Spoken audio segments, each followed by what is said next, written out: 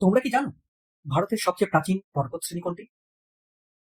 উত্তর আরাবল্লী পর্বত। এই পর্বতশ্রেণীর বয়স প্রায় 1.5 থেকে 2 বিলিয়ন বছর। মানে এটা হিমালয়ের থেকেও অনেক বেশি পুরনো।